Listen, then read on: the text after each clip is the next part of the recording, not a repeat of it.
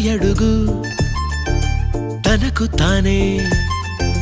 సాగింది నీ వైపు నా మాట విన్నంటూ నేనాపలేనంతగా